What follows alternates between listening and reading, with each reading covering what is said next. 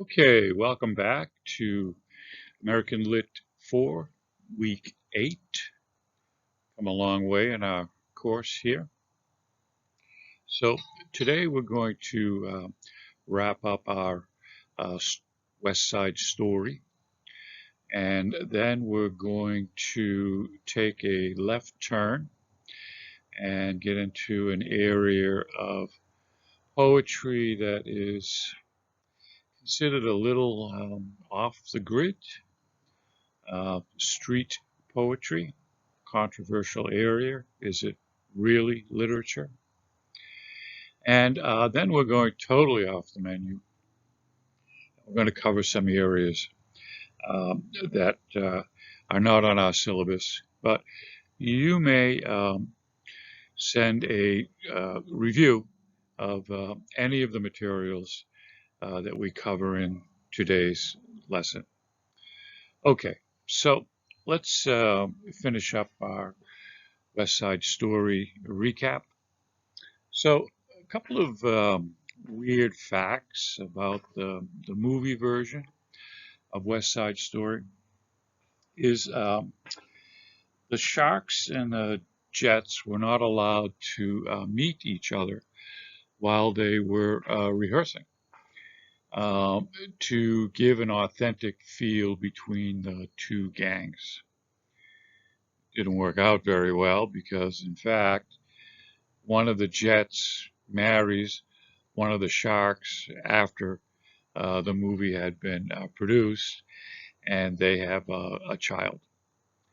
The choreographer, to get a background of the feel of Puerto Rican music, goes to a predominantly Puerto Rican high school in New York City, where he observes a dance. They had a dance celebration. And he was really surprised at the dance movements and the music and all of that sort of thing, which he incorporated eventually into the movie. Okay, so poet Cynthia Zarin recalled in the New Yorker recently. She quotes, "From West Side Story, I learned about tragedy and love. There were broken hearts all over the place, like broken glass. And the idea that things can go very, very wrong in an instant, but that the most important thing in the world was that we all learned to get along. Over 60 years later, and 100 years since the legend that is Leonard Bernstein, was born, I can't help but feel it is our collective human tragedy that we still have not learned how to do that." And that's basically the bottom line and the moral of our of the movie and the theatrical production and the book. Okay, so spoiler alert. We're going to go right to the final scene in the theatrical production and the movie. And it goes like this. So the Jets and the Sharks appear on the street. Maria has just found out that her Romeo counterpart has been shot and killed by Chino of the Sharks gang. So Maria picks up the gun and points it at all of them, both the Jets and the Sharks, and asks Chino if there were enough bullets to kill everyone and herself. Okay, so the depths of her sadness and anger move everyone as she breaks down over Tony's body. Officers Krupp and Schrank arrive. They stand with Doc, watching as two boys from each gang pick up Tony's body and form a professional. The rest follow the professional, with Baby John picking up Maria's shawl, giving it to her, and helping her up. As Maria follows the others, the adults continue to bear silent witness. So this is the paradox of the story. And the major paradox in West Side Story is that only through hate, death, and violence are the gangs able to find peace and reconciliation. The final scene shows the two gangs finally able to come together after Chino shoots Tony in the playground. Okay, so that's basically our quick little wrap up of West Side Story. I hope you were able to skim through it, take a look at how the text is totally different from prose. Okay, we'll move on to our next slide now. So our next slide talks about a photographer, uh, Bruce Davidson, and he connects with a social worker in New York City. And this is in 1959, a couple years after West Side Story movie has been produced. And he connects with a gang in Brooklyn called the Jokers. And he does a photo essay. He stays with them for several months and photographs their daily activities. So this is basically a photo essay piece on the gangs of New York. There is a link in our email to take a look at this. So take a few minutes and go through the photos. It gives a pretty good background of actual gangs in New York City at the time of our movie West Side Story.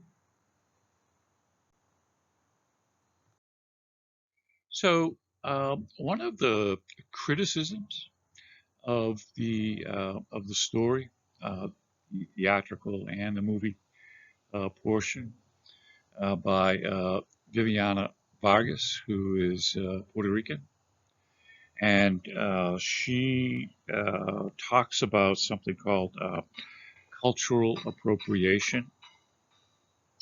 So this is she writes a criticism about the story, and this is what she says. While in graduate school this past spring, I engaged in a research paper project on people of color in 1950s New York City theater scene, states Viviana Vargas.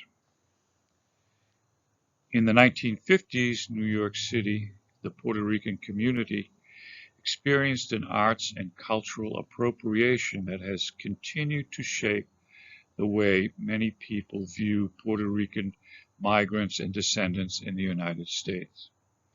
The culprit, the popular Shakespearean-inspired musical West Side Story. White male creators, Robbins, Bernstein, Sondheim, and Lawrence, were unsurprisingly unable to truly represent the Puerto Rican U.S. American story that is the migration to New York City from rural areas in Puerto Rico. Instead, the Puerto Rican story these creators presented was that of gang violence and whitewashed casting.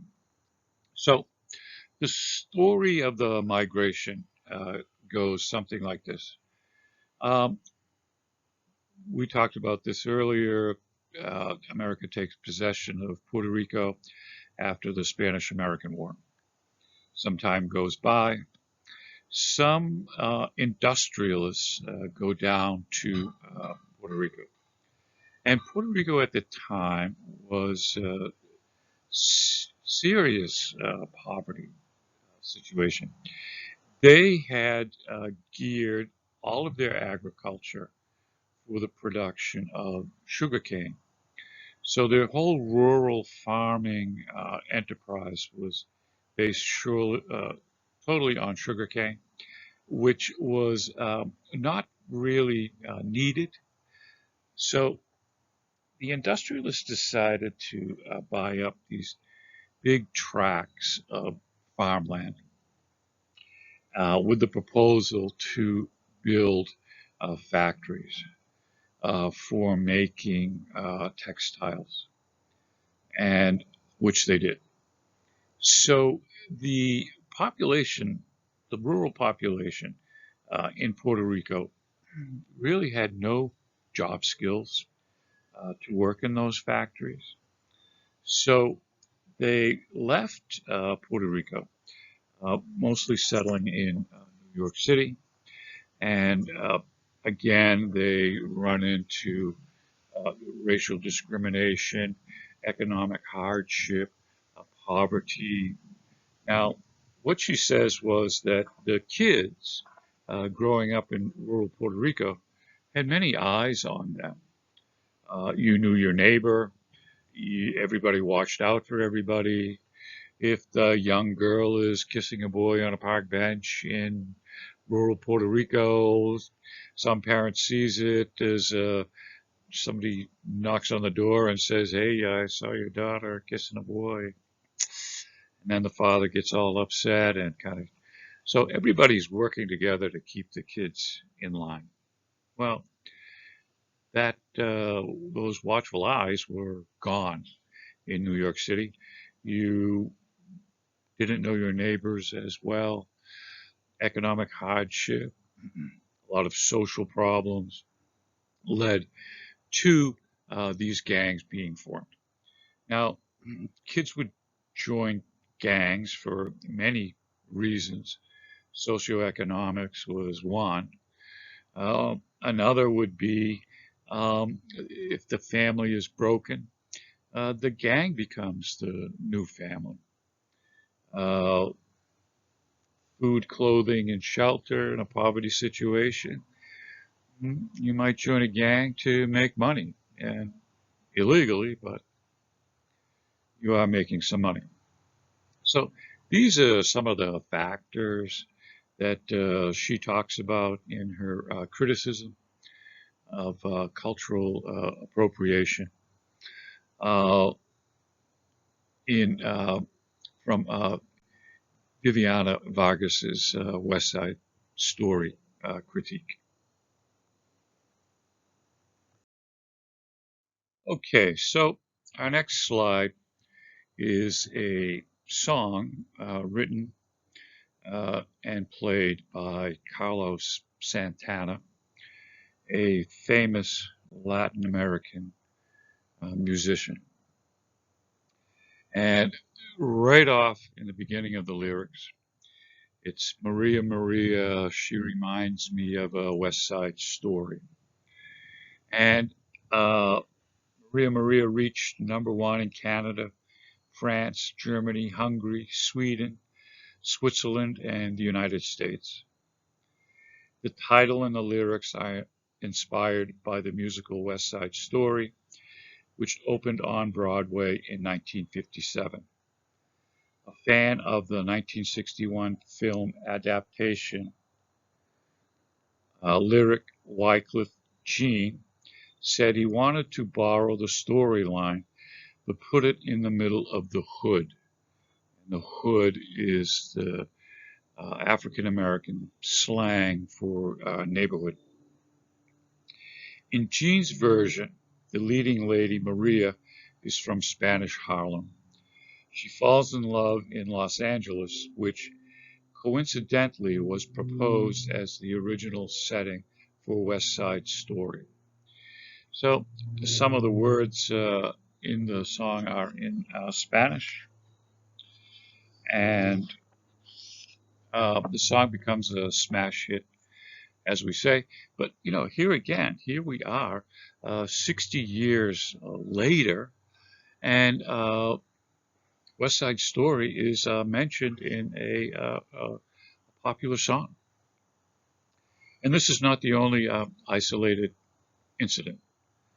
Looking through the references, West Side Story in literature and music and television and drama, it's huge.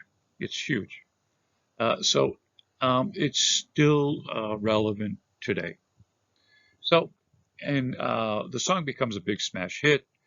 Carlos Santana makes a lot of money. He takes some of his money and he invests in a chain of restaurants called Maria Maria, which is mostly in northern California with a few in Arizona and Texas. Basically catering to something we call Tex-Mex, which is a combination of food from Texas and Mexico.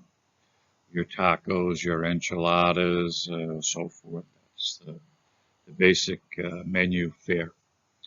So, 60 years after the release of the movie musical West Side Story, it still influences the arts and even restaurants today.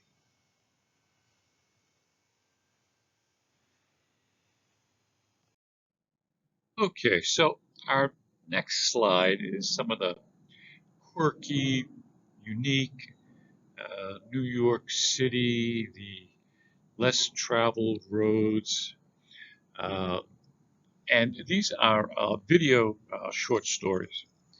I think there's 6 of them. So our first one is about a group, a volunteer group that goes into the subway of New York City, and they sing opera. They bring opera to the subway, and it's a quick story about this group and people's reaction to opera in the subway, and some positive benefit that comes from it.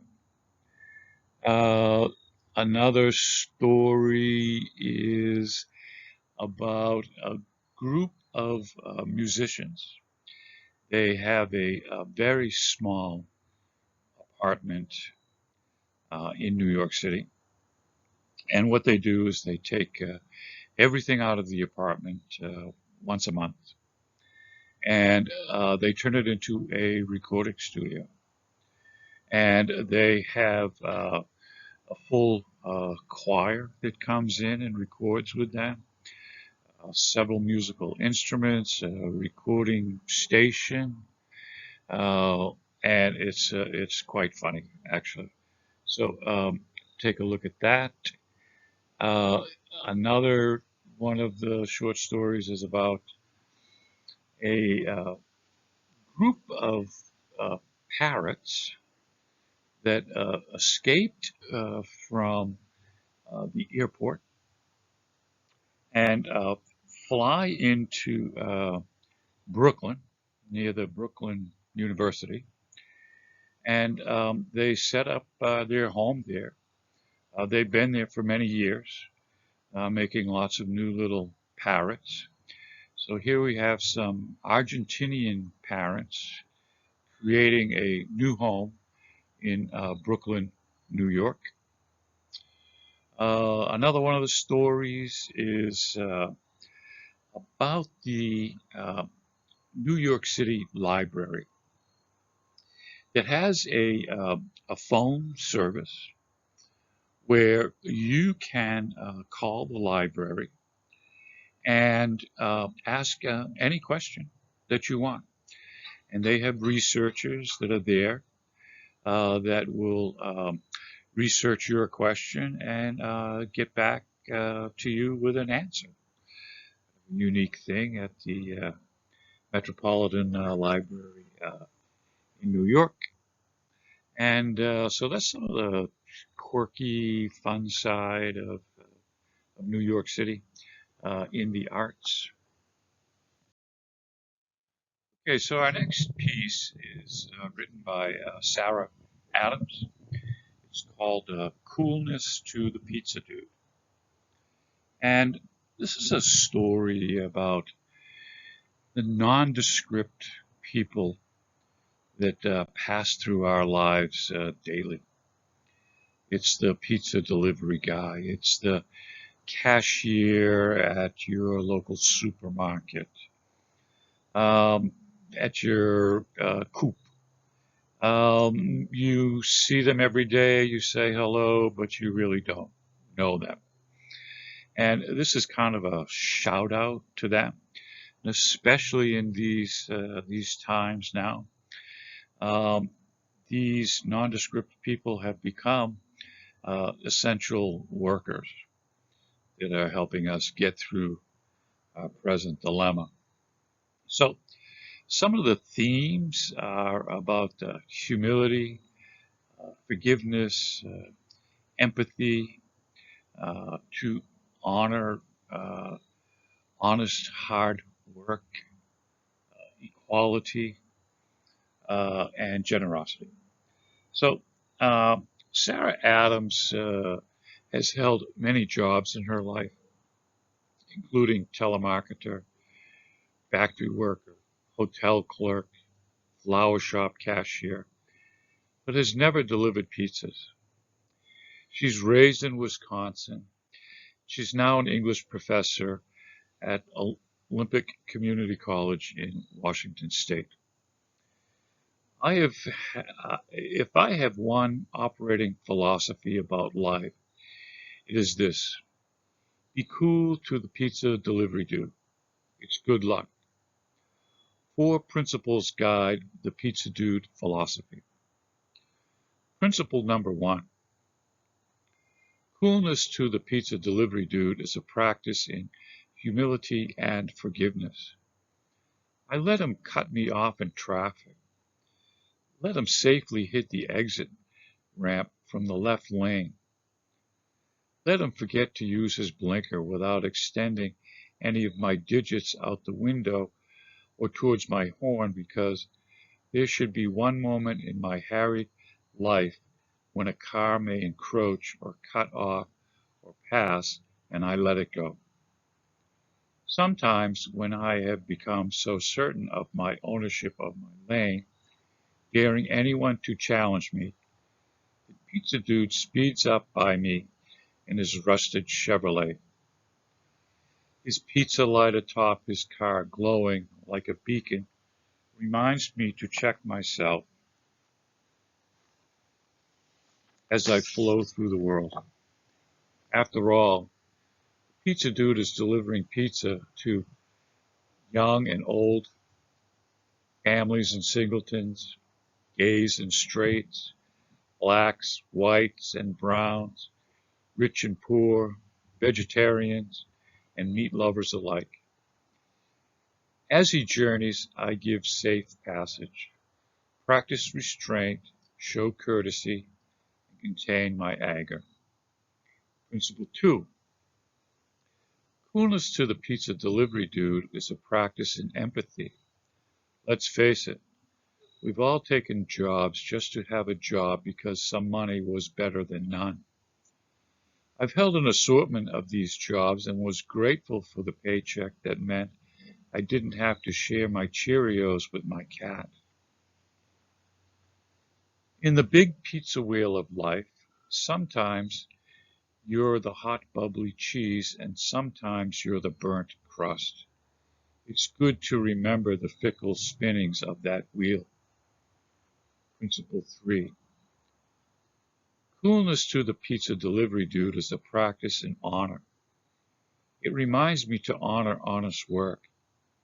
Let me tell you something about these dudes. They never took over a company, and as CEO, artificially inflated the value of the stock and cashed out their own shares, bringing the company to the brink of bankruptcy, resulting in 20,000 people losing their jobs, while the CEO built a home the size of a luxury hotel. Rather, the dude slept the sleep of the just. Principle 4. Coolness to the pizza delivery dude is a practice in equity. My measurement as a human being, my worth is the pride I take in performing my job, any job, and the respect with which I treat others. I am the equal of the world, not because of the car I drive, the size of the TV I own, the weight I can bench press, or the calculus equations I can solve. I am the equal to all I meet because of my kindness and heart. And it all starts here with the pizza delivery dude. Tip him well, my friends and brethren, for that which you bestow freely and willingly will bring you all the happy luck that a grateful universe knows how to return. So that's Sarah Adams, a quick little short story, Coolness to the Pizza Dude, and a quick shout out to all of our essential workers that are making our today's dilemma a lot easier for all of us. Thank you. Okay, so one of the quirky literature related things in New York City, in Central Park, the big famous park that everybody must go to, there's something called the Poets Walk. And as you walk through it, there are statues to many of the famous poets that not only come from New York, but are worldly famous. I think there's one statue dedicated to, I think it's Alice in Wonderland. So this is one of the quirky, literary themed walks that you can take through New York City. So this is this must be near a college. It's called Drunken Shakespeare. And these are Shakespearean actors and actresses that may be working on a play that they're acting in. So what they have to do in front of the audience is they drink about 5 shots of some pretty heavy whiskey or vodka or whatever. And then they have to act out the Shakespearean piece that they've been working on as part of their theater production. And I guess it gets pretty hilarious pretty quickly. So if you're in the mood, go to New York, have a couple drinks, act a little Shakespeare, see how well you do. Okay, so our next piece is about Jean-Michel Basquiat. And he is or was a street artist who became famous for his painting. So we're going to talk a little bit about him for a while. So this is based on an article by Rob Perrier. It's called Jean-Michel Basquiat, the Poet. Jean-Michel Basquiat is one of the most famous artists at the moment. He died almost 30 years ago at the age of 27. A lot of artists are influenced by him, especially black artists. His work is popular among young people. I'm wondering how much of a poet he was. He started his career with text on walls in Lower Manhattan. In a lot of his drawings and paintings, text play an important role. Okay, so he's born in New York. His dad is Jamaican, African American, and his mom is Puerto Rican. And he grows up in a middle-class neighborhood. Um, they own their own apartment, and in fact, they own the whole building of apartments. I think his dad is an accountant or a CPA, wears a suit. He's doing pretty well. Jean-Michel goes to high school. He quits school. He leaves home at the age of 18. He goes to Manhattan. Now, Manhattan at the time was not the Manhattan that we know today.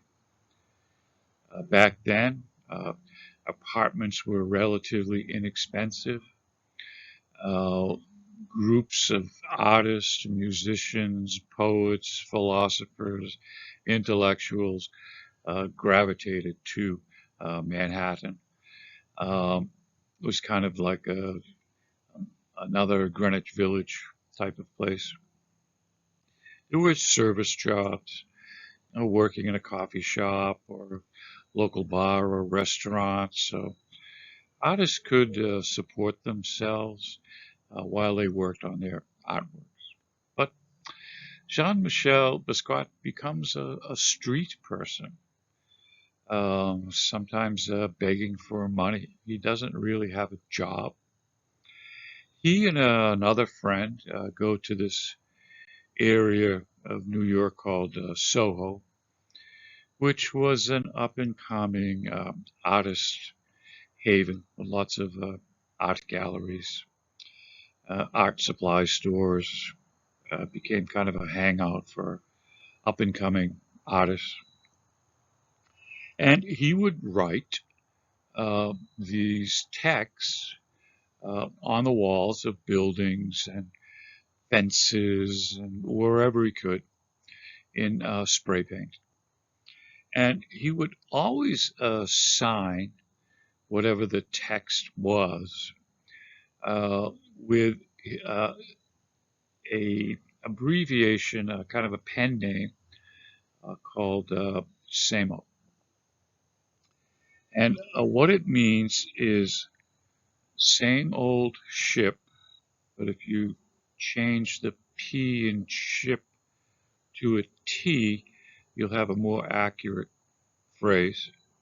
Same old ship. And he would use a circle with a C in the middle. Now, that is actually a legal clause, you could say, and it means copyright. Now, if you're a musician or a poet or a writer, at the end of your newly created piece, you would write your name with that circle C. And that means that the copyright is pending. And it's actually a legal statement that means no one can copy that piece of work because in legalese, this is something that is being in the process of being copywritten. So it's kind of a protection, a copyright protection.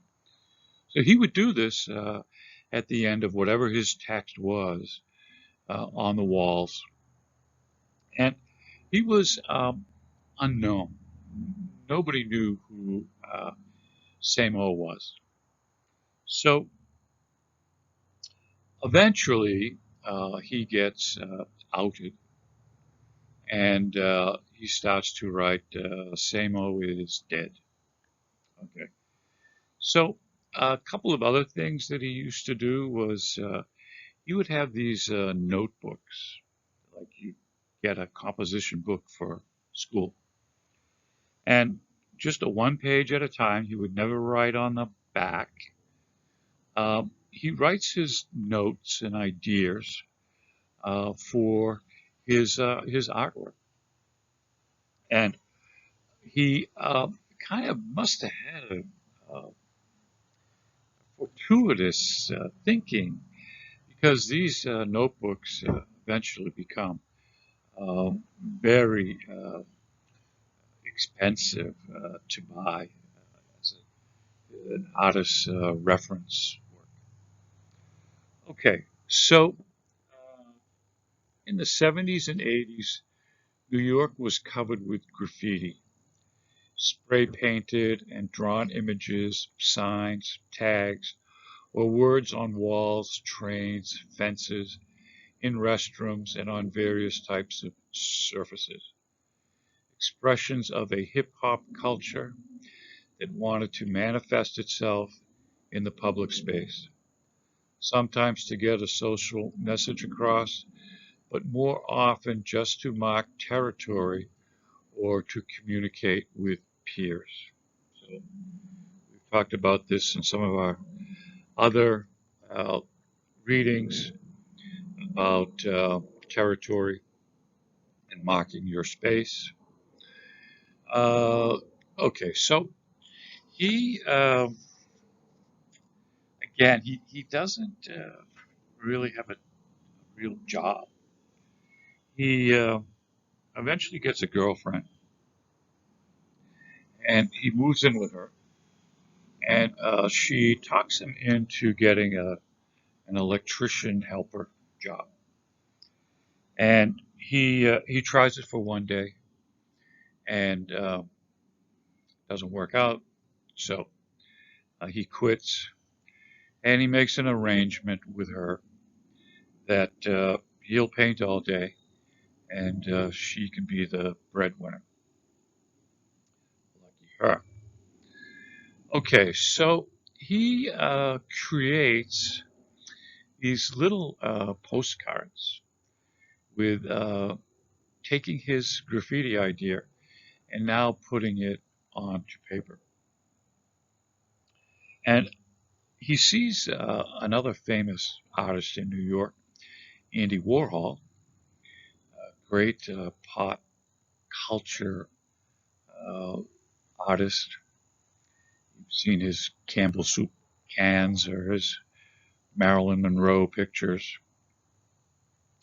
He sees Warhol in a restaurant with his business manager, and there's actually a movie about Jean-Michel Basquiat, and it shows this particular scene.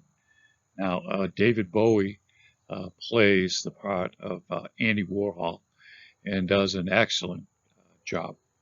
So, if you ever have a chance to see the movie, please do. So he goes into the restaurant, and Andy Warhol kind of likes his little designs, and he buys some of his postcards for a couple dollars each. You know, they're worth a lot of money now. So, nevertheless, he kind of gets discovered for his work. He expands the postcard to actually big art canvases. He kind of the new kid on the block. He's invited to present his work in some of the art galleries in and around New York City. He becomes instantly successful and famous.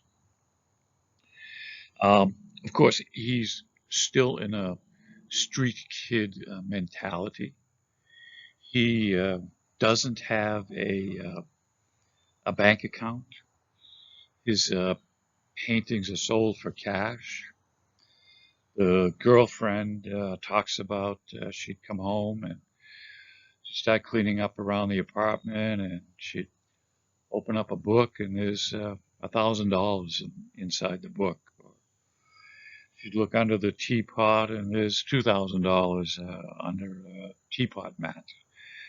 So he had thousands and thousands of dollars at this time, and he's becoming real rich, real fast, very talented in art, but absolutely no financial reasoning or idea how to handle money or what to do with money. So He is a perfect game to be taking advantage of, which he was. Um, he leaves New York. He goes to California. He paints out in Los Angeles. He's kind of supervised by some famous art gallery people out there. So he becomes famous not only in New York, but throughout the country. Another art gallery owner, I think from Sweden, recognizes his work. He brings his work to Europe. He tours Europe. He goes out to Hawaii, which was his favorite place to paint. And he, when he painted, he would have texts of different books, classical books, even Gray's Anatomy, a medical text. Um, he would have stories about some of his favorite African American heroes, Dizzy Gillespie, um, Jackie Robinson, a famous baseball player. A lot of what he writes in a textual way comes directly from those classical stories. He even uses the chapter headings in Moby Dick as some of his what he draws from to add into his art form. So he's combining street art with classical text from literature and pictures and putting it all together. And it's really kind of a scattered modern art, is what it is. And so he, like I said, he has really no strong leadership abilities for himself.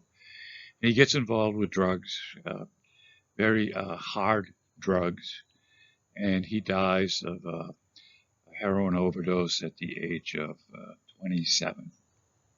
Now, since then, of course, like most artists, they become rich and famous uh, after their death, which is his case as well.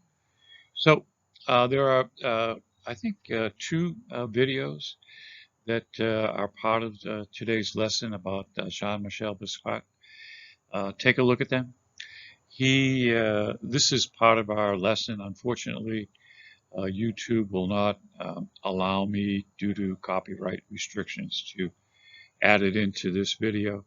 So it is part of our overall lesson. So take a look at those videos. It really kind of captures his life, his work, what he was able to do. And it's up to you to decide whether he was a poet or not. Okay, Jean-Michel Basquiat.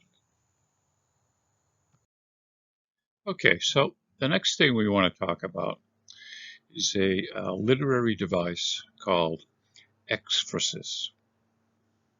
And it's the use of detailed description of a work of visual art as a literary device.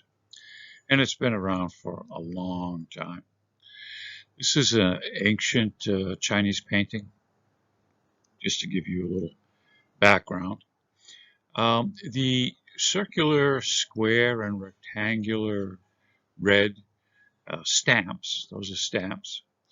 Those are the stamps of the and name of the owners of the painting. So originally the painting is created, and then the painter usually goes to a poet, and the poet writes a poem based on the picture. So, as we can see, the owners have changed through time, buying, selling, trading, inheritance, therefore. And the poem is written in the upper left-hand corner of the painting. So this literary device has been around for a long time. So on our next slide, we're going to talk about a artist, oil painter, uh, Edward Hopper. He's an American realist, and he is born in New York. He is part of the what's called the social realism, American realism, uh, neoclassicism types of painting. But it's interesting to note that the genres in literature parallel the genres in art. Okay, so uh, Edward Hopper is born in 1882 in Nyack, New York. It's kind of a famous yacht building seacoastal town. One of two children, and they are well off.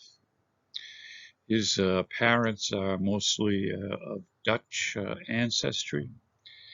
They owned a dry goods business. They attended he and his sister both attended private and public schools, and they were raised in a Protestant Baptist home. Now, this is his most famous painting. It's called Nighthawks. He painted it in 1942. And it shows customers sitting at a counter of an all-night diner in Greenwich Village. The viewpoint is cinematic from the sidewalk, as if the viewer were approaching the restaurant. The diner's harsh electric light set it apart from the dark night outside, enhancing the mood and subtle emotion. As in many of Hooper's paintings, the interaction is minimal. The inspiration for the picture came from Ernest Hemingway's short story, The Killers, which Hooper greatly admired. The mood of the painting has sometimes been interpreted as an expression of wartime anxiety. Keeping with the title of his painting, Hooper later said, Nighthawks has more to do with the possibility of predators in the night than with loneliness. In poetry, numerous poems have been inspired by Hooper's painting, typically as vivid descriptions and dramatizations. This genre is known as Ekphrasis. In addition to numerous individual poems inspired by Homer, several poets have written collections on Homer's paintings. So here we have a poem uh, dedicated to uh, the painting name called Nighthawks.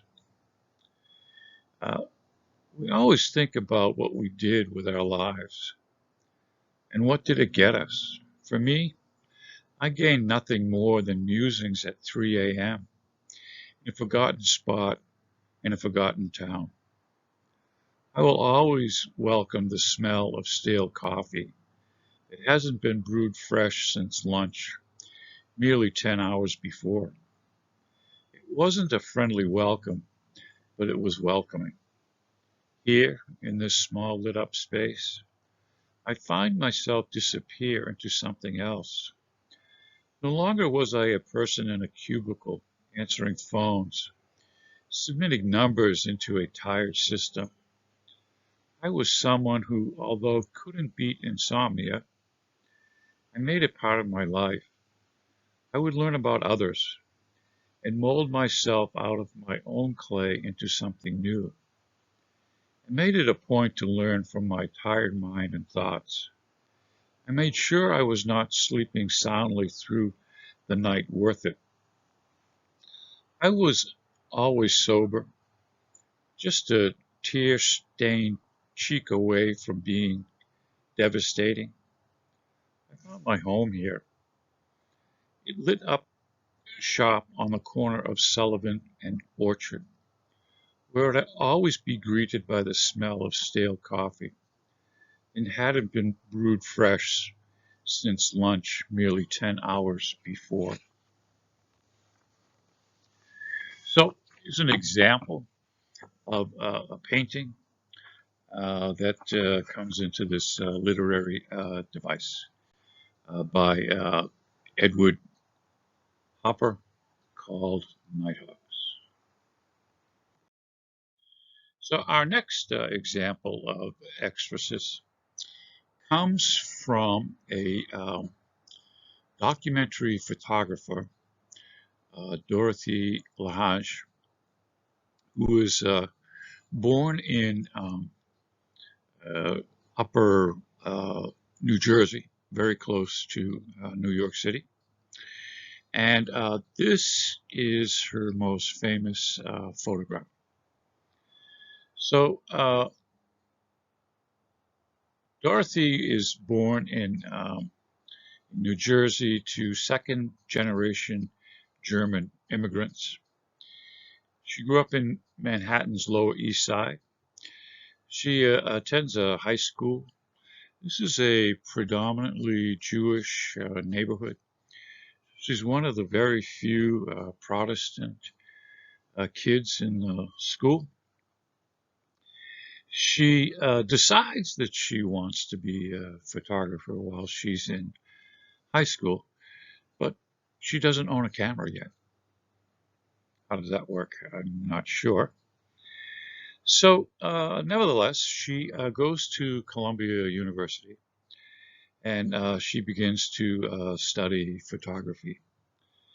And she works as an apprentice for several New York photography studios, basically doing portrait photography. So in 1918, she decides to leave New York with a female friend, and they intend to travel the world. Well, she makes it as far as San Francisco. She gets robbed, so now she's stuck in San Francisco. So she gets some part-time jobs in photographic supply shop, and she works as a developer and finisher of photography.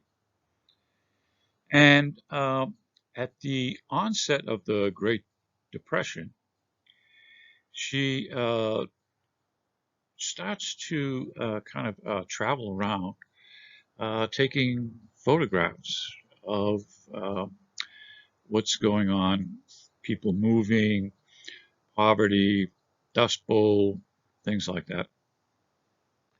And her photographs of this period bear kinship with John Steinbeck's Grapes of Wrath.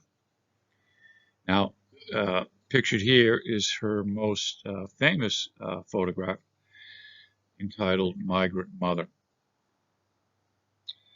Lahage herself knew only the outline of the woman's circumstances.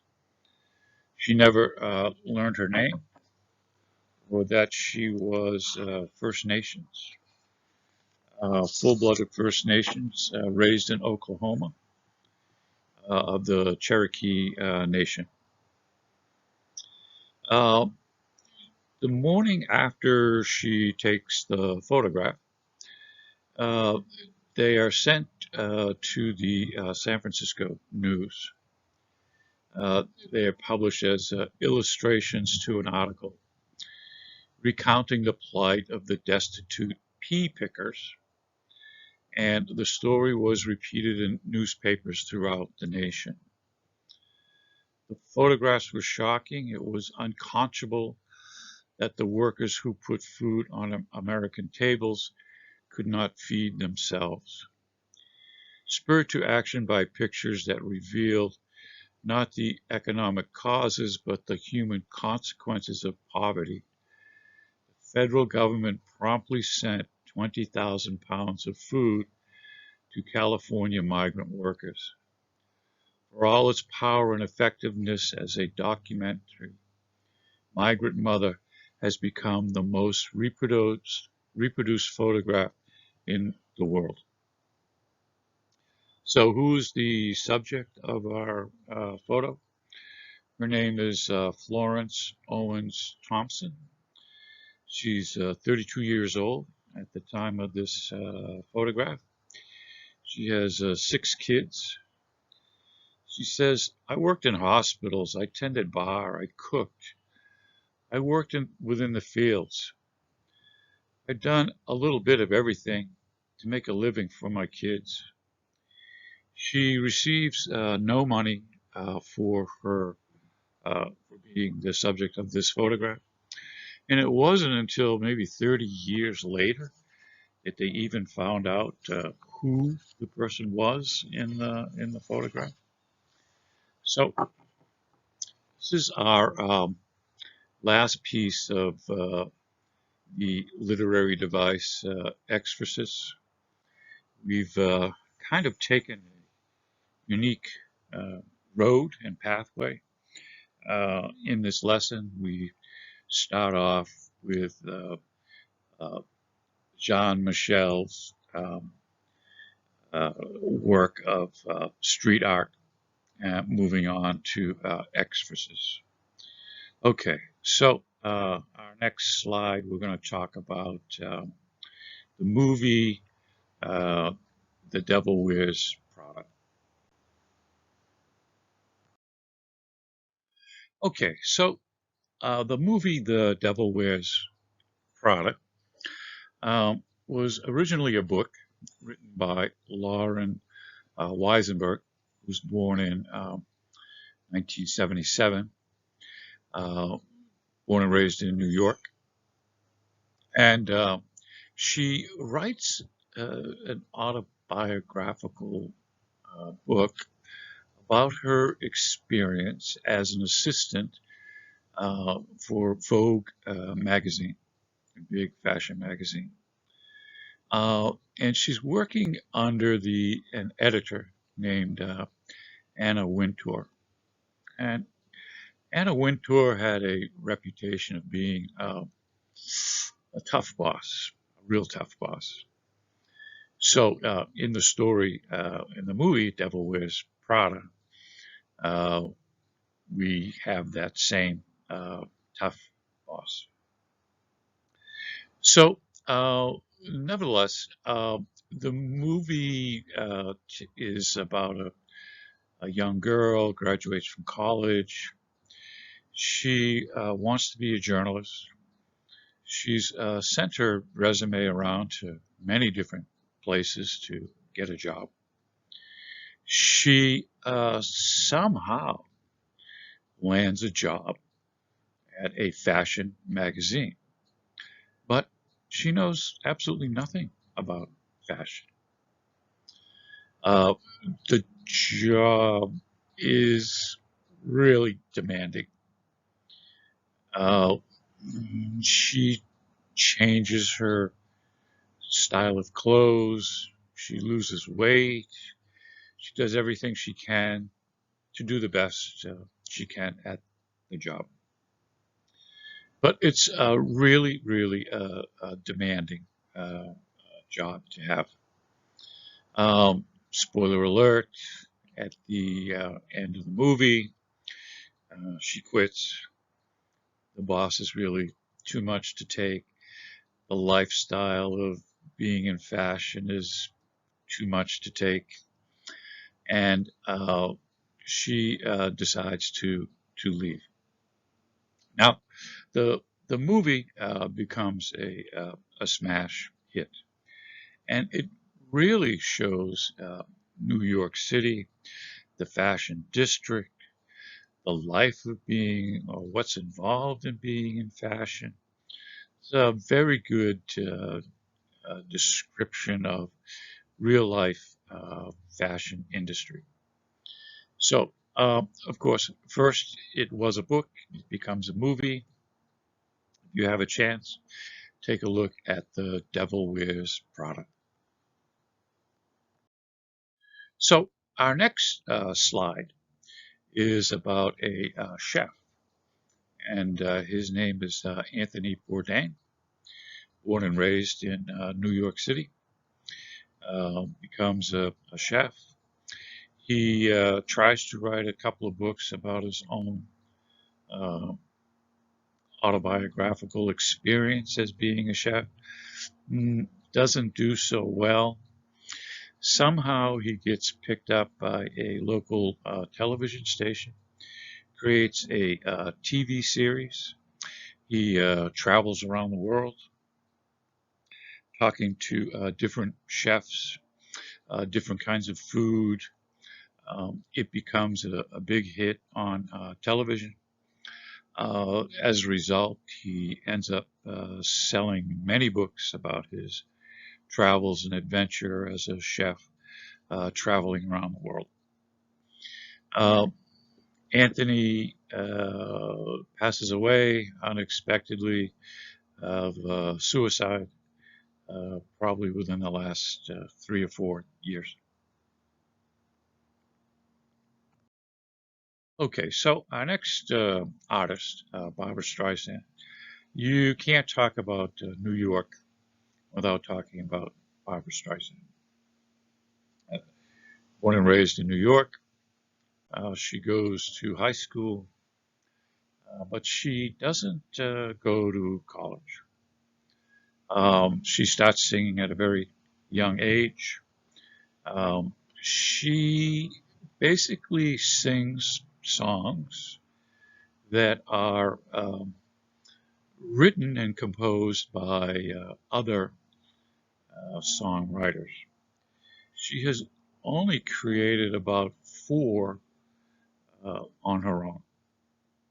And if you look at the lyrics as a poem, you find it very simplistic, not a lot of word play, mm, very simple rhyme scheme.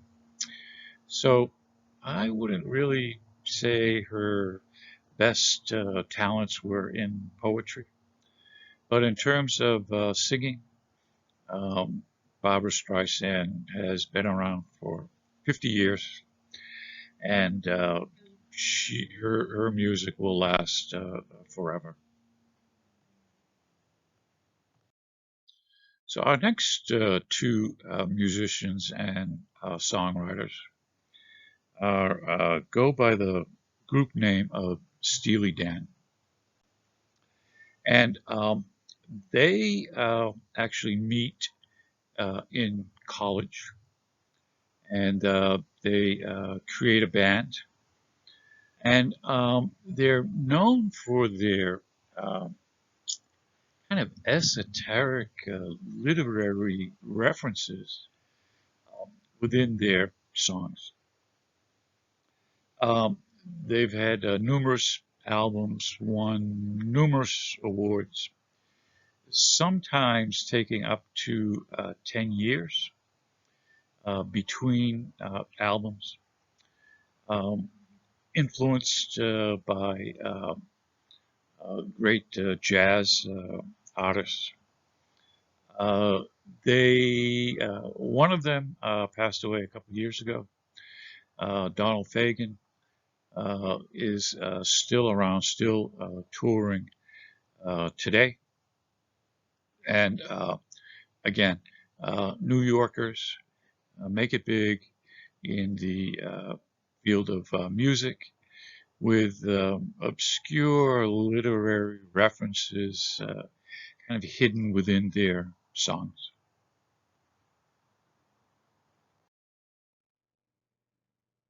So Steely Dan has many smash hits, many albums, and has won many awards. But this is an album called The Royal Scam, and this is the key song from the album. And this relates back to the Puerto Rican immigration to New York City. So let's take a look at the lyrics here and see what they mean exactly. And they wandered in from the city of St. John without a dime. So St. John refers to San Juan, the capital of the Puerto Rican island. So they come to New York City with no money, wearing coats that shine both red and green colors from their sunny island. From their boats of iron, from the steamships, they looked upon the promised land, America, where surely life was sweet, on the rising tide to New York City. So that's talking about coming into the estuary, into Ellis Island, to get your paperwork stamped, to immigrate into New York City. Did they ride into the street, see the glory of the royal scam? No, they didn't. So a scam is a kind of a dishonest business deal.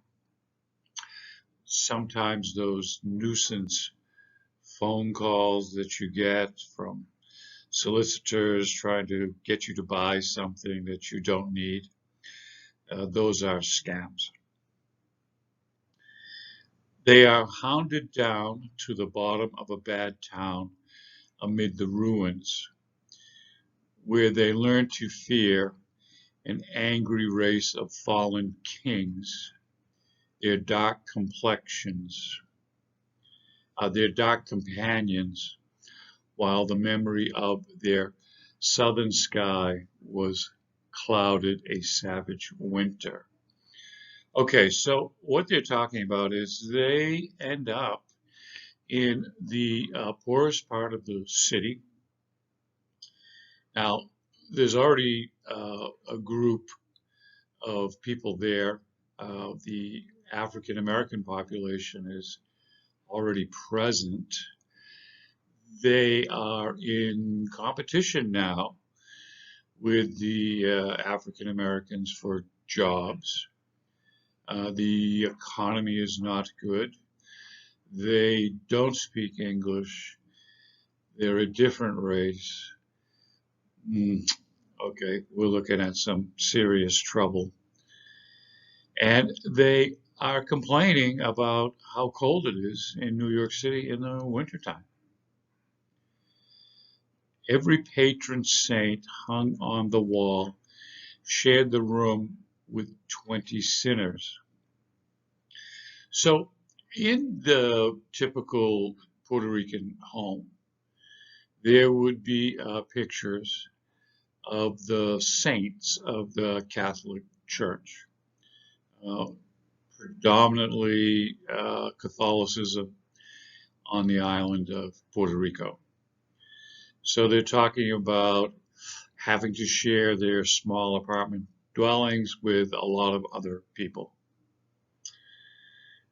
By the blackened wall, he does it all. He thinks he's died and gone to heaven. So in the midst of poverty and ghetto and low chances of jobs, he thinks he's going to be okay. The next piece talks about, now the tale is told by the old man back home. He reads the letter, how they are paid in gold. So they send letters home. What can they say? They can't say, oh my God, I made a serious mistake coming here. So they play it up like they're doing well. And the old man could be an uncle or a grandfather or a father or an older brother or whomever. And they send letters back home. And what they say is they're paid in gold just to babble in the back room all night and waste their time. And that means, hey, we got easy jobs. You know, we're making money. We don't have to work very hard. Okay. And they wandered in from the city of St. John without a dime. Okay, so a great summation of the song by Anthony Mouse. He says this. He says, the song is about the wave of Puerto Ricans. St. John equals St. Juan, who immigrated to New York City to escape poverty on their own island because they've heard all the stories about the streets here, figuratively, being paved with gold. When they get here, they find it's not a trivial pursuit to prosper and have to settle for sleeping in small, overcrowded tenants with dozens of their countrymen. Their presence sets them at odds with the dominant established minority, African Americans, who consider the lower rent portions of the city to be their exclusive territory. They find themselves to be ill-suited for the northern climate and too vulnerable to the attractions for drug addiction. They write the family back home to tell them how well everything is going for them, describing either a phony job or a dead-end welfare job. In this manner, America scams the immigrant into immigrating, and the immigrant scams the folks back home with stories of success. So, it's our song from Steely Dan, The Royal Scam. Okay, so in this slide here, we're going to tie up our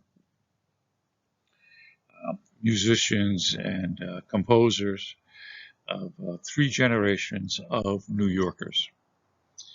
And the first, with a picture on the left, is Jacob Ruskin Dershowitz. In the middle is Anthony Dominic Benedetto. And on the right is Stephanie Joanne Angelina German-Tolden. So all three are born and raised in New York. The song is about a boy who wants to date a girl who's out of his league. And everybody says, you know, there's no chance, you're never going to win her. But in the end, he does. Now, those are their real names, but we know them as George Gershwin, Tony Bennett, and Lady Gaga. So here we have three generations singing one very old classical song. So just sit back and enjoy. And I think that's going to wrap up our lesson for today. So next week is consultation week. So we're going to take that time next week. There will be no class. So work on your project for our novel reading, The Abundance of Catherines. But do send a reflection on today's lesson. You may choose any part of this lesson to write about, just a quick reflection. So I will see you again in 2 weeks. We're going to hop on the literary airplane and fly from New Netherlands to the left coast. Okay, that's it for today. Thanks for watching. Bye.